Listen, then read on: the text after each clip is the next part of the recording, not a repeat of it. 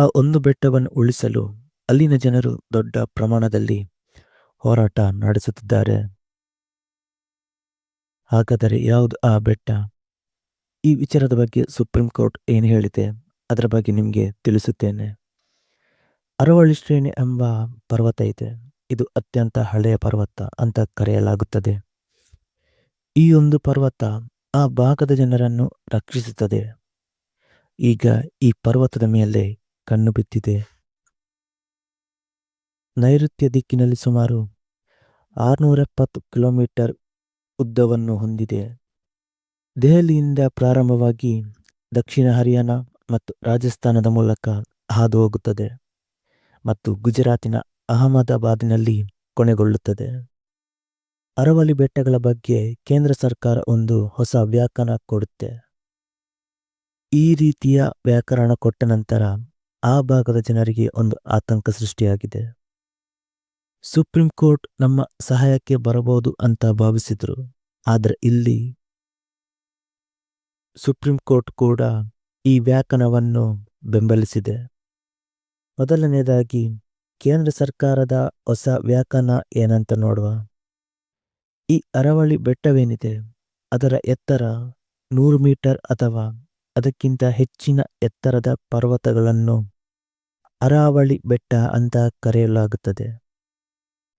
ಹಾಗೆ 500 ಮೀಟರ್ನ ಒಳಗೆ 2 ಪರ್ವತಗಳು ಒಟ್ಟಿಗೆ ಇರಬೇಕು.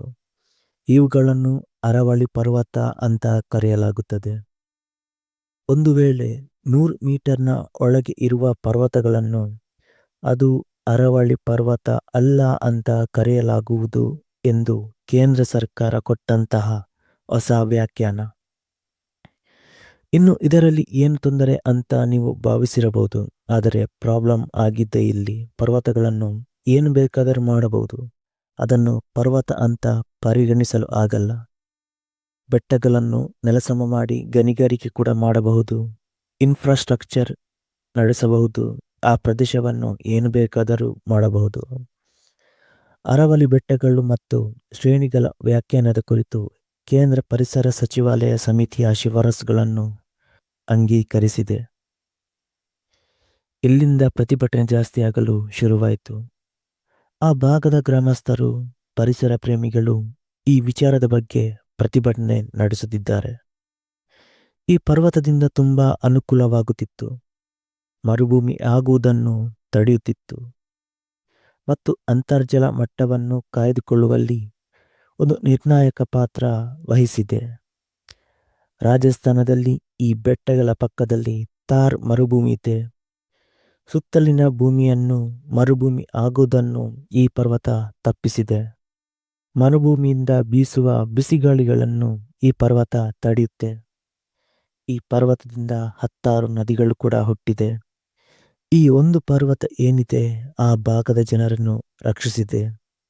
ಈಗ ಇದನ್ನು ರಕ್ಷಿಸಲು ತುಂಬ ಹೋರಾಟ ನಡೆಯುತ್ತಿದೆ. ನೋಡುವ ಮುಂದೆ ಏನಾಗುತ್ತಿದೆ ಅಂತ.